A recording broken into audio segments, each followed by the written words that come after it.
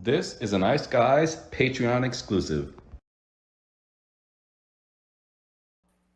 Welcome to another Ice Guys team season preview video. 32 teams in 32 days rolls along. Ian Cameron, Alex B. Smith. And as you can tell, we're talking Minnesota Wild because we got our Minnesota Wild fan friend of the show, Terry Edelman, joining us to talk Minnesota Wild. Before we get into the team, and as always, we go around the horn talking about each team for the upcoming season.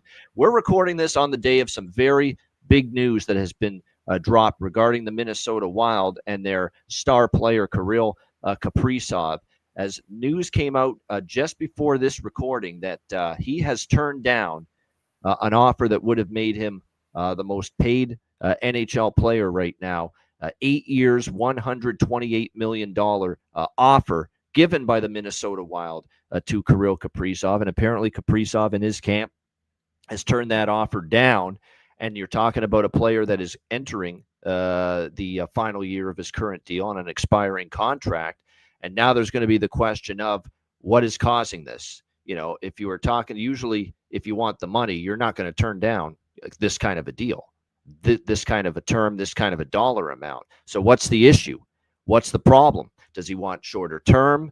Does he want kind of a bridge deal to say, hey, you know, increase my value even more with a monster, 2, 3, 4 years, and then have an even bigger contract maybe given to you at that point? Or are you just not satisfied with the situation revolving around this franchise right now, where it's been, you know, tough sledding, it's been early playoff exits, you're not excited about the direction of the team? Who knows what he's thinking right now, Kirill Kaprizov? But it could be, like I said, a bunch of different things. But it's just really jarring when you see that an offer of that magnitude, 8 years, $128 million, is turned down by Kirill Kaprizov in his camp. And it basically leaves this situation in a very untenable spot a little bit here if you're Minnesota. And if you're Bill Guerin, you just got to, you know, if you can still keep working toward a deal, but at some point, you know, you've got to open the possibility that maybe you're going to have to get everything you can back in a trade for Kirill Kaprizov at some point. You got to get a list of teams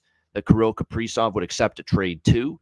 Obviously, at some point, I mean, you're going to at some point, if there's no progression or no work being done toward getting a deal done, you're going to have to look in that direction at some point, because the last thing Minnesota can afford is this to be a repeat of 2009, when Marian Gaborik at the time left the team and you got nothing, absolutely nothing in return. That can't happen, especially with the state of where this team's kind of like, you know, in no man's land right now.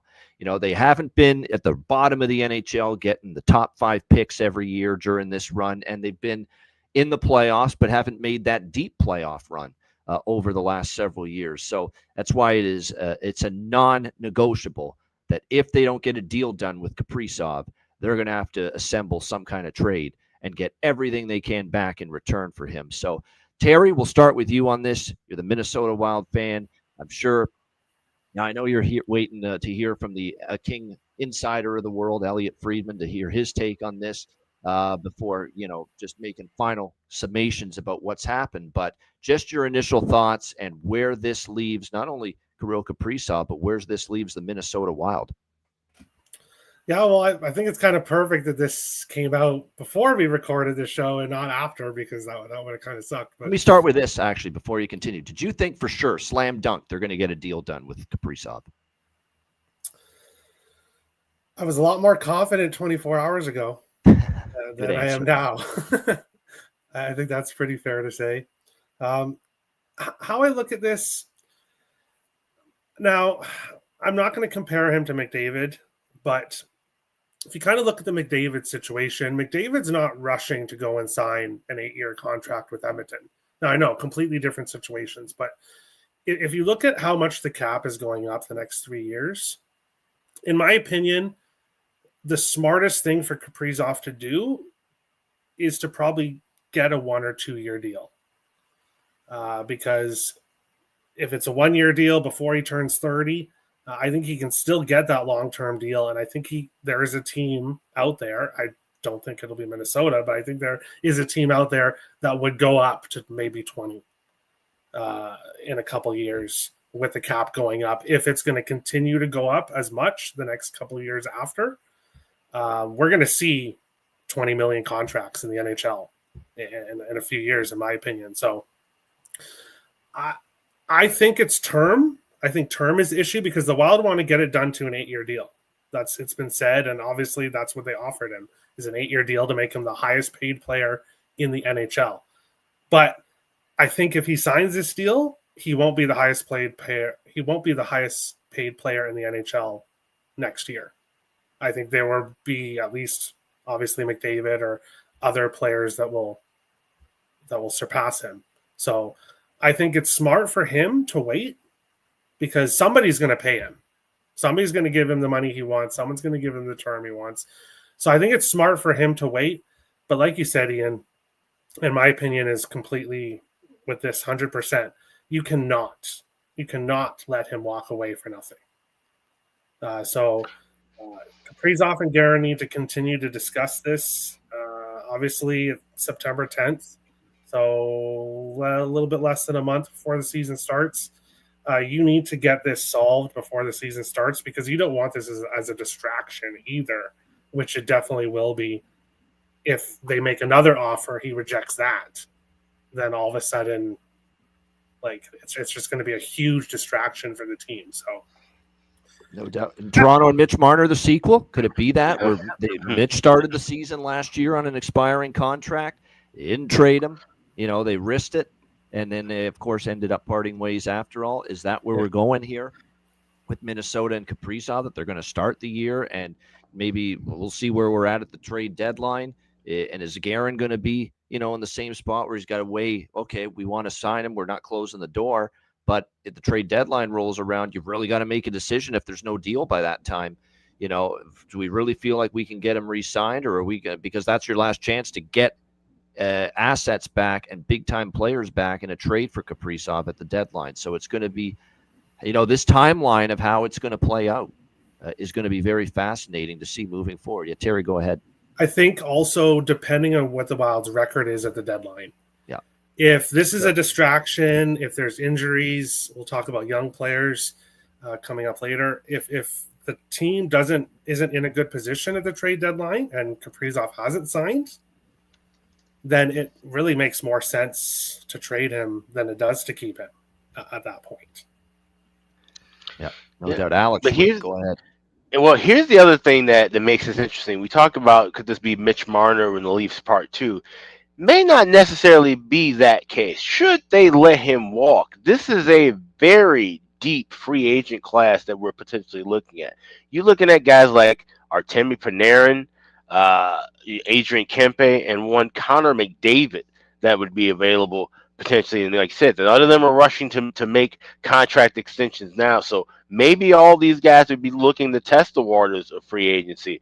And the fact that you have a lot of these guys up for new contracts, maybe this is kind of a power play by Minnesota in a sense too. And I've texted a couple of people I know who are close to sources and close to people within that organization.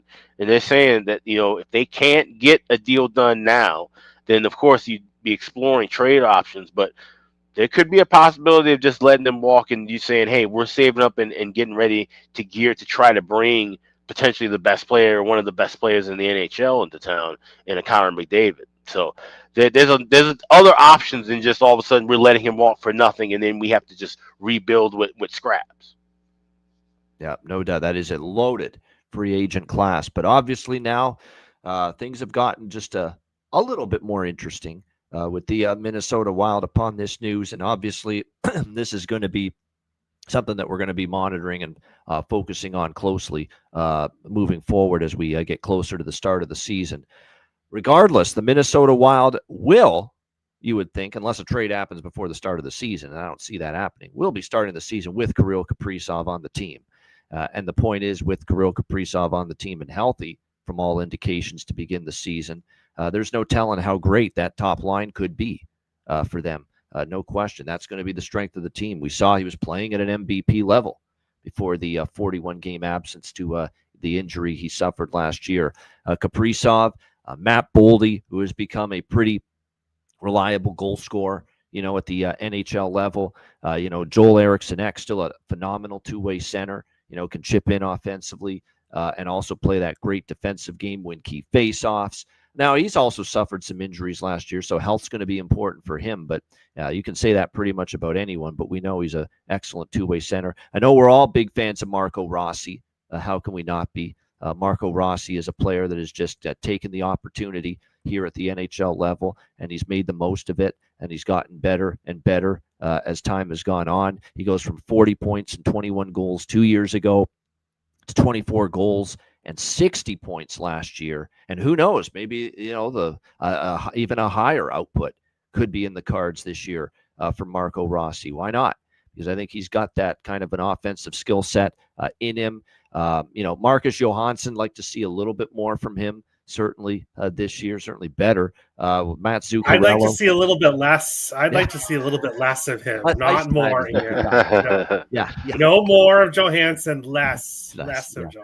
Yeah, no, but they do need more. They either need more from him production-wise and performance-wise, or less, as you would say, ice time of him. That's because you're right. He needs to be doing, if he's going to be playing top 6 minutes for you, he can't be doing what he did last year, period. It's got to be better than that if he's going to have that kind of opportunity. We're all big fans of Hartman. We're all big fans of Marcus Foligno. Marcus Foligno might be my favorite player on the Minnesota Wild because that guy wears his heart on his sleeve. And as far as he drops the gloves, he's physical. He scored big goals for them in the postseason even. I thought his playoff performance in that Vegas series was very good.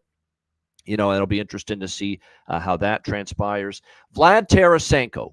That's the one thing we were critical of with the Wild last year. He didn't always get much from the third and the fourth line. Third line at times, but the fourth line in particular, there wasn't always that consistent offense. You're going to hope Vladimir Tarasenko can give you that, but he's been an enigma here. You just asked the Detroit Red Wings. You really weren't sure what you were going to get from him. Very inconsistent games where he's just totally invisible. The old can't find him with a telescope on the ice. Yeah, that was Vladimir Tarasenko, at times last year for Detroit. So what will Minnesota be able to get from him from a bottom 6 role? And, of course, you got a bunch of players that are going to be the battle for a fourth line spot on this team. I mean, Hinostroza, Sturm, and Trennan, but keep your eye on Liam Ogren. Okay, Liam Ogren is definitely something to keep an eye on because he's knocking on the door. He's been going over the top with off-season training this past off-season. So probably, like I said, knocking on the door of probably being a regular for the Minnesota Wild. So keep an eye. He's definitely the one that I think's got the best chance to break through as far as making the roster out of a training camp preseason with all those forwards that are battling for one of the final spots on the team. A high upside there with Ogren. Blue line, when you look at it, Spurgeon, Brodin, of course, is likely going to be starting training camp out once again because he underwent surgery back in June and will not be ready to start the season. So he's still recovering from that. Good luck getting him through a full season unscathed because it's just been impossible, it seems like, for Jonas Brodin with getting through a season unscathed without an injury. But Brock Faber, obviously it goes without saying how much we have seen him really, really take the NHL by storm on the blue line. Excellent. Continues to, I think, improve all facets of his game defensively. We know the skating and the ability to transport the puck and the offensive upside he has.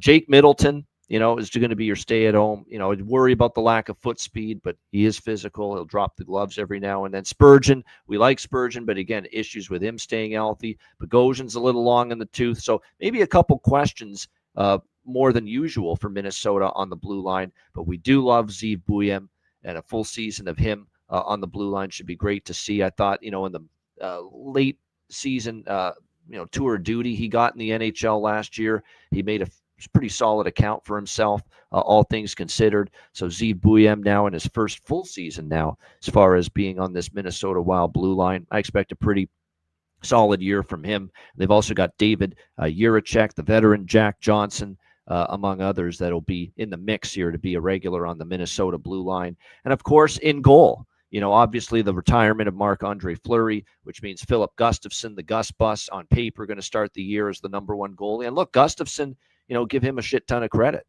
This is a guy that had a very solid year last year for the most part. .914 save percentage, 2.56 goals against average. Those are good numbers. That's a good season, out of Philip Gustafsson. But I am interested to see now the young prospect, been waiting patiently. I know Terry has probably been waiting patiently for Jesper Wallstedt to get that opportunity with the Minnesota Wild, and there's no doubt he should absolutely have a great chance to be the backup this year to Philip Gustafsson. I don't think he's a Cal Peterson, with all due respect to Cal Peterson, is going to be much of a threat to take down Wallstedt for the backup spot. This is a guy that couldn't stop a beach ball at times the last couple times we've seen him in the NHL. So from that standpoint, I fully expect it to be a Philip Gustafsson, Jesper Wallstedt tandem in net for the Minnesota Wild. It's pretty good if Wallstedt can assimilate nicely to the NHL, and if Gustafsson can, come close to replicating his performance level of last season, it could be a pretty solid goaltending tandem here for the Minnesota Wild. So it's really a team that's it's a fascinating team to let's not forget, when they had everybody healthy for the most part last year, there'd be times when Minnesota was playing some damn good hockey. And as much as we've been critical on John Hines, it's not a pretty damn good coaching job at times last year with all the absences. And we've been harsh on John Hines going back to New Jersey and Nashville and previous stops. But I think when you look at what he did there with the Minnesota Wild last year with all the attrition, I thought that was one of the best coaching jobs he's done at the NHL level. Maybe it's a guy that, has gotten better, with more experience under his belt as a coach. He's gotten better, as a coach. So like I said, Minnesota, when fully healthy, there's potential there, but there's a lot that's going to have to break right. Let's see what the bottom six looks like. I think the depth on the blue line's a little bit more questionable this year. You got some Middleton and Bogosian. You got some plotters there. You're never, confident that Brodin and Spurgeon are going to get through a season without getting injured. So those are big concerns for me, even though I love Faber. I love the potential for Buyem on that blue line. And I don't mind the goaltending, but just too many questions really to be. Now, I'm not running to bet the under either on Minnesota, but like I said, I'd be definitely kind of leaning in that direction more than being overly optimistic about Minnesota entering the season. Alex, we'll start with you here, Minnesota Wild. At some point in the next few weeks, every team's going to come out with their hashtag on Twitter or X, and there'll be something clever like "take warning" for the Canes, or the Hawks are going to be CBH 100, always an original for their anniversary. The Wild could easily go with "what if," because that's what we always say with this team. What if Kaprizov sticks around and he stays healthy for a whole year? What if the blue liners don't get banged up? What if Jesper Wallstedt becomes the star that everyone's been talking about for the last 3 years while he's been down in Iowa? And don't look too hard at his numbers in Iowa, because that Iowa Wild team, they were absolutely dreadful last year. Started off losing their first 7 games. He's really good. He's really good, and there's a lot like what we talked about with some other goalies, and even in the NHL level. He's one of those guys who's a good goaltender on a bad team. So I'm really excited to see what he can do, finally getting full time, even just as the backup to start here with the Wild. I think he's going to do very well. And there may be some talks, not necessarily in the negative way of can he push Gustafsson for the number 1 spot, but in a positive way of I think he can play well and show that he's ready to be at the NHL level. So I think that's one of the most positive momentum things moving forward for the Wild, is the goaltending scenario. But like I said, when this team's healthy, they're fantastic. I mean, we've seen flashes of absolute brilliance from the Wild, and like you said, the fact that they were able to juggle and stay afloat and be a playoff team. We predicted everybody who got hurt last year on this preview show last year, and they were still able to win games and do it fairly early in the season too. So like you said, John Hines has done a magnificent job. I know there's been a lot of people critical of Bill Guerin and what he's done so far, and of course, the jury remains to be out on him, especially now with the contract talks with Kaprizov. But I still think he's done a tremendous job. Remember, the money that's been tied up with this franchise for quite some time, finally now all off the books with Parise and Suter. So they have wiggle room. They can make moves, in the season if there's injuries. They don't have to just rely on recycling, all these random call-ups from Iowa and having to send guys back and forth throughout the year just to be able to be cap compliant to play. So that's going to free up a lot of things with the Wild. So from day-to-day operations, things should be a lot easier, but it's just a matter of keeping everybody healthy. And that's been a huge issue with this organization for a very long time. There's been a lot of critical things written about the training staff and the medical staff, the issues that went on with Charlie McAvoy and his shoulder at the Four Nations tournament. And it was the Wild's medical staff who were at the forefront of the Team USA staff during that tournament. So there's a lot of things. And when you look at how many guys and how many key guys have missed time with the Wild throughout their tenures, go all the way back to, as you mentioned, Marion Gaborik in the early 2000s. You think of every star who's been here in St. Paul over the last 15, 16 years, they've missed time at some point due to some injury. And you have to start looking at, okay, well, this is the NHL. These are some of the best conditioned athletes in the world. Why are we having so many injury issues? So there's a lot of internal things that have always kind of bugged me about this organization, and it spills out, I believe, into what we end up seeing on the ice more often than not. So this is a season where a lot of question marks still floating for the Wild. It's still a tough division. They still play well against teams in the division. They're still going to have their tough battles against Chicago and Nashville. Utah still, floating around, getting a little bit better. St. Louis being better. So it's not going to be easy sledding for the Wild, especially when you look at their schedule. 6 of their first 8 games on the road. Before then, they have a nice little home stretch at Grand Casino Arena, now the new name of the building. And so we'll get to see sooner than later if this team is going to be able to make the kind of run they did last year and fight for a wild card spot, or if they're going to be kind of on that outside picture. And if they are on the outside, if they do miss the postseason this year, I wouldn't say it's a rush to tear down and rebuild everything, because like I mentioned, okay, maybe you don't have Kirill Kaprizov moving forward, but there's still a lot of guys who are open and available, and the Wild have money to actually spend for the first time in a very long time. No doubt. And I know one thing's for sure before we send it to Terry and his thoughts. He's getting the party hats out, the champagne popping when those fucking 4-year buyouts finally are off the books with Parise and Suter after last year. I can only imagine how friggin' happy, ecstatic, beyond thrilled Terry is that finally we're not footing the bill for those old, over the hill former Minnesota Wild members. Zach Parise, for crying out loud. They've been paying him and he's been retired now. Obviously last season. They're still paying him. They were still paying him last year. But finally, Suter and Parise off the books, making Terry Edelman much happier as a Wild fan upon that news. But Terry, your thoughts on the Minnesota Wild for this season? I have no idea where to start. After both of you went, I have no idea where to start. I'll start with my confidence in Bill Guerin, like Alex was talking about. Obviously, what happens with Kaprizov is incredibly important for Guerin's future. But the trades he's made, the guys he's brought in, the Faber-Fiala trade will always be, I think, Guerin's best. Signing Matt Boldy to $7 million times 8 was brilliant. Boldy, I think, is considered underpaid for what he does, for what he's done the last couple seasons. So that I still have confidence in Bill Guerin. With John Hines, I don't want to say he's going to be on the hot seat, but if things don't go well, I don't know how confident I am in his job security.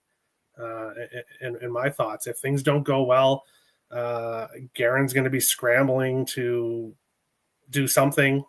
So I don't know. Now, things could go well. And like Alex was talking about last year's show, I was kind of more down in the Wild. I kind of expected them to be where they were, fighting for the playoffs. Obviously, they likely would have missed the playoffs if Joel Eriksson Ek didn't tie up that game in Game 82 against Anaheim and get it to overtime with what Calgary did afterwards. The Wild could have very well missed the playoffs had Joel Eriksson Ek not tied that game up in Game 82. So it was very close. This year, I don't know what's going to happen. I could see this team start to go downhill, especially if this Kirill Kaprizov contract stuff is a distraction. But the Wild have a lot of young players, and I could also see these young guys taking that next step, and you never know when all these young players are going to take that next step.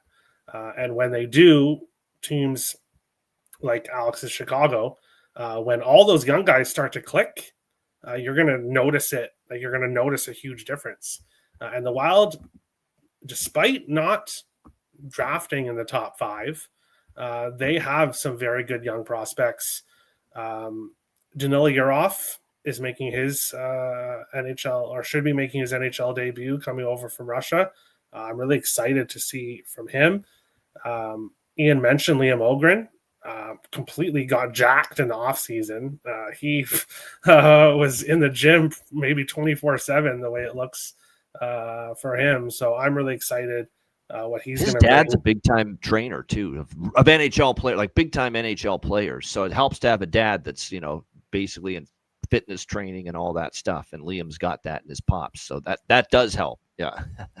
That makes sense. That makes sense with what he did this offseason. As soon as pictures started coming of him, Wild fans, including myself, really took notice to that. So then you got Z Buum, David Juracek as well. Yep. I think that was, depending on how that goes, I think that could be a very huge trade that Guerin brought. And I'm shocked that Alex has more confidence in a Wild player than I do, which is kind of surprising with Jesper Wallstedt. And as soon as he got drafted, I was not laughing at Edmonton Oilers, but I was thinking, Edmonton, what did you just do? Trading, giving the Wild this player, but his numbers weren't good. Now, like Alex said, Iowa was not a good team last year.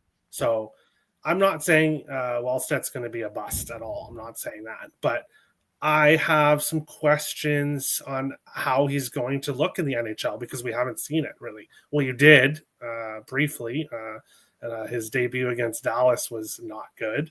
2 games and a 4.09 goals against, 843 save percentage in 2 games he got into last year. Not good, but like I said, I'm definitely pumped. But very small sample size. So correct.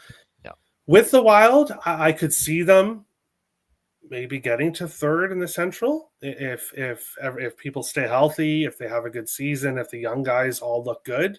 But if we check all the what-if boxes, I agree. That could happen.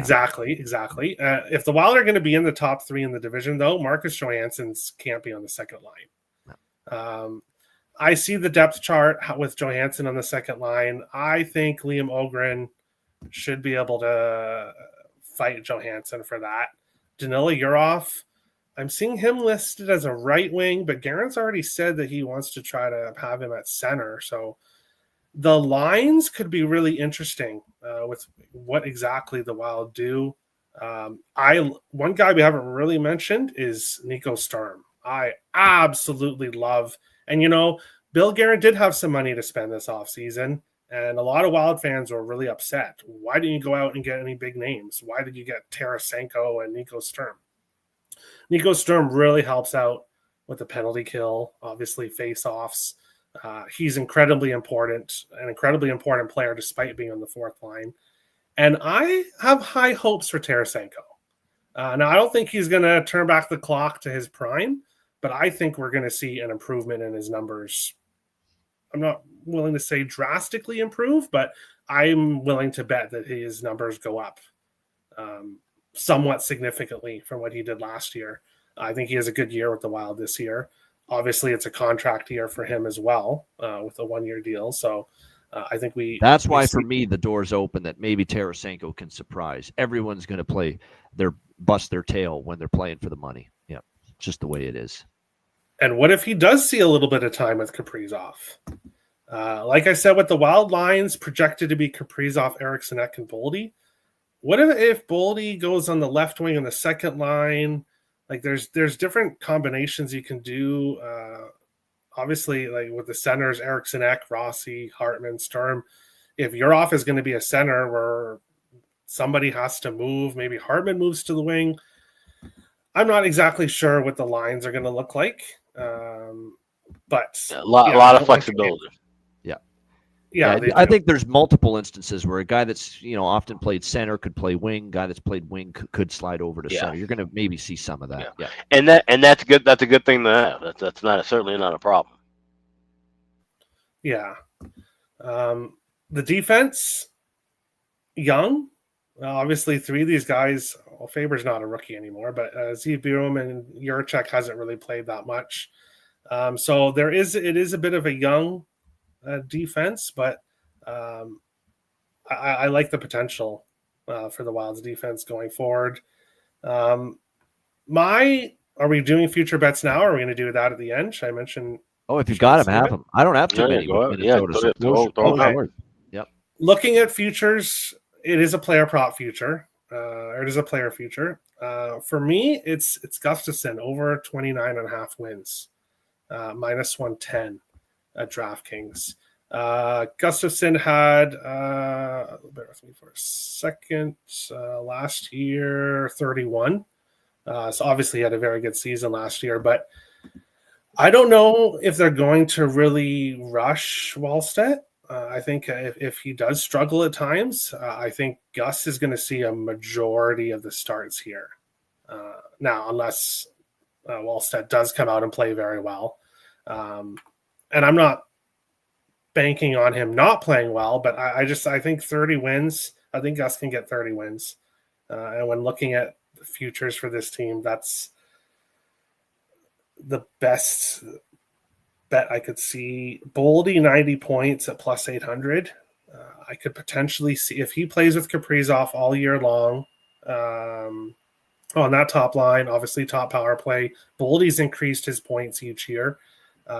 90 plus is a lot, but plus 800, I could see some good value there. And when it comes to team future bets, the Wild are minus 150 to make the playoffs. That surprises me. I don't know if a Wild fan made those odds, but I think it's the value is on the under. As much as I don't want to say, I'm not betting it, obviously, but I don't like minus 150 for the Wild to make the playoffs. What do you guys think about that? Yeah, I wouldn't be touching that price. I'll tell you that right now. Makes me want to grab the plus 120 on. The way I would look at it and looking at FanDuel, I would either grab plus 120 on them to miss, or get plus 175 for them and then knocked out in the first round. Yeah, that's what you do. It's either miss the playoffs or knocked out in the first round. Those are your two most likely outcomes, I think, when it comes to the Minnesota Wild at this particular season. I don't mind that Gustafsson look because they've increased his number of games started every year the last 3 years. And I just get the sense that John Hines is one of those coaches where if he plays close to as well as he did last year, they're going to let him have a lot of runway starting games this year for the Minnesota Wild. And I don't know if they'll go above and beyond putting Wallstedt in there a ton if Gustafsson's rolling and playing well. It's also a contract year for Gustafsson as well. There you go. This is the last year of his deal. So whether it's with the Wild or with someone else, he's going to be motivated to rack up those wins.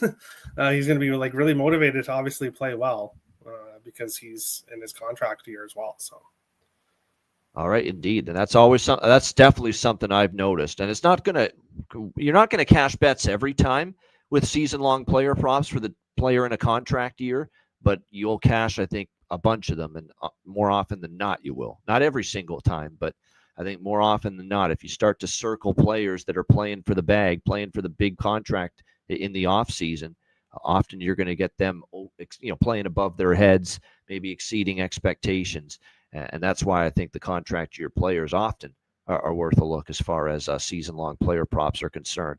Great stuff talking Minnesota Wild with Alex B. Smith and, of course, Terry Edelman. The biggest Minnesota Wild fan in the Ice Guys family, without a doubt.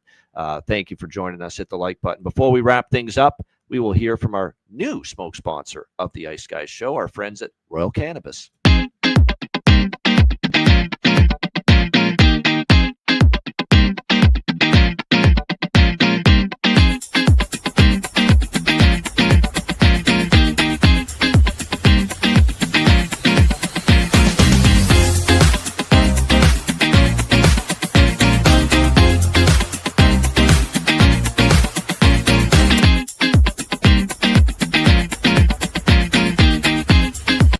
Royal Cannabis, where the kings and queens shop. Check it out, 20% off, promo code IceGuys, royalcannabisshop.com. Great stuff talking Minnesota Wild with Alex B. Smith and Terry Edelman. And again, We're recording this on the day we heard that Gabriel Kaprizov and the talks turning down the 8-year, $128 million offer from the Minnesota Wild, and certainly a situation to monitor as we move closer to the start of the NHL season. For Alex B. Smith and Terry Edelman, I'm Ian Cameron. This has been your Minnesota Wild season preview video as 32 teams in 32 days rolls along, courtesy of the Ice Guys.